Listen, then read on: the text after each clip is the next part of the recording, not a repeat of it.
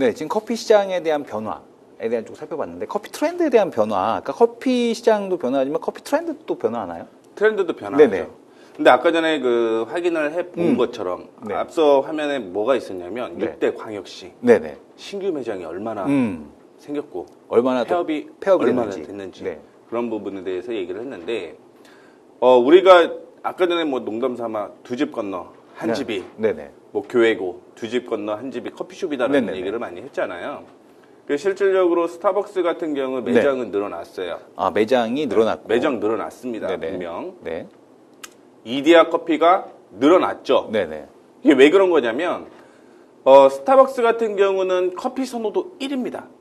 커피 선호도 1위예요. 그리고 이디야 커피 같은 경우는 네. 저가형 커피로 인식이 되게 되면서 이런 시식이 엄청 커지기 시작하는 거죠. 왜냐하면 가성비라는 부분을 좀 확인해 볼 수가 있을 것 같고 밑에 그 커피 전문점 실적을 확인해 보게 되면 네.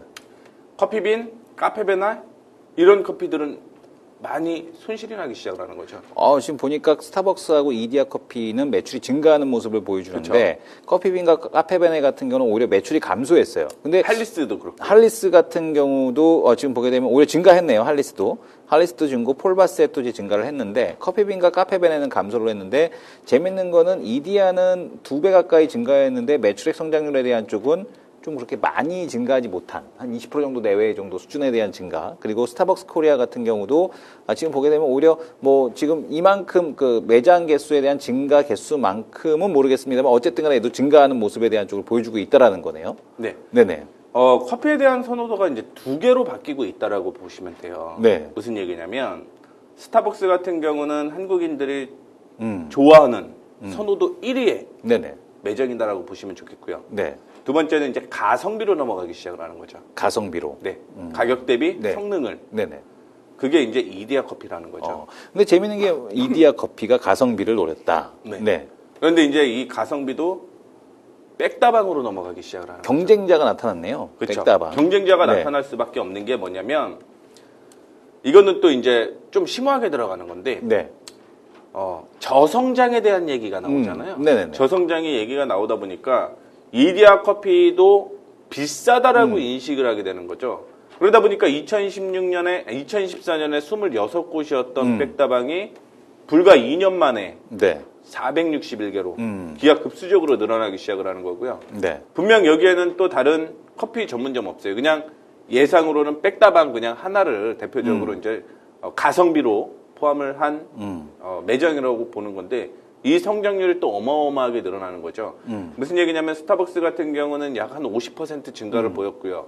이디야 커피는 200% 정도 증가세를 보였다라고 한다면 백다방의 경우는 거의 2000%에 가까운 또 성장률을 보이고 있다라는 거죠. 네네. 이게 트렌드라고 보시면 돼요. 그 전까지는 커피 전문점이라고 하면 다 잘 될 거야. 네네. 그렇게 생각을 해서 매장을 기하급수적으로 늘렸는데 네네.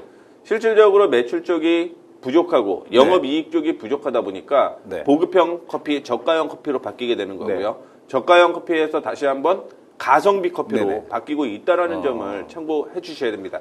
이게 일단은 첫 번째 트렌드라고 생각을 하시면 돼요. 그러니까 일단은 고급화되는 시장도 있고 고급화될 때 스타벅스 같이 고급화된 시장에 대한 쪽도 존재하고 이 저가형 커피 시장에서는 가성비에 대한 쪽으로 자꾸 넘어가는 상황. 그렇게 넘어가게 그렇게 되는 시장에 거죠. 대한 쪽이 늘어나고 있고 시장 전체는 계속해서 커지고 있고 경쟁도 심화되고 있고 뭔가 변화나 어떤 특색이 있는 쪽으로 가지 못하게 되면 살아남지 못하니까 우리가 앞에서 살펴본 것처럼 개인 커피 시장에 대한 쪽은 로스팅 커피 쪽으로 뭐 그 어떤 특색을 가져갈 수밖에 없는 거고요. 그러니까 단순하게 내가 커피숍 차려갖고 그냥 돈 벌어야겠다라고 하게 되면 쫄딱 망하겠네요. 그렇죠. 어떤 특성 딱 가야죠. 프리미엄 커피 시장으로 갈 네. 건지 네. 아니면 저가형으로 정말 많이 팔 건지 네. 그렇게 팔아야죠. 그러니까 저희 동네는 이렇게 보니까 스타벅스가 드라이브인 스루가 생겼어요. 그러니까 스타벅스조차도 그러니까 예전에 이제 맥도날드만 드라이브인 스루가 있는 줄 알았더니 이게 스타벅스도 드라이브인 스루로 해서 이제 자동차를 갖고 가야지만 이제 그 정도 설비 투자를 해야지만 그 커피에 대한 수요를 맞출 수 있다는 얘기거든요. 그쵸. 그러니까 그만큼 설비 투자에 대한 쪽은 많이 늘어나는데 지금 보게 되면은 그 특색을 어떤 그 지점별로 어떤 특화를 주지 않으면, 그죠? 아니면은 커피로서 뭔가 어떤 그 메리트를 주지 못한다라면은 개인들에게 어필할 수 없을 정도의 레드오션이 계속해서 되고 있다라는 거. 그렇죠. 요거를 좀 그리고 보셔야 될것 일반 같습니다. 또 커피 네. 시장을 확인해 보게 되면 전문점을 제외하고도요. 네네. 사실은 뭐 들고 다니면서 네. 뭐 캔커피라든가 이런 커피의 질이 네네. 굉장히 좀 높아졌거든요. 네네. 그러다 보니까 당연히 매장에 들어가서 먹지 못하는 사람들 같은 경우는 뭐 이런 부분도 역시 뭐 간편하게 들고 다닐 수 있는 커피로 대체가 된다라는 거죠.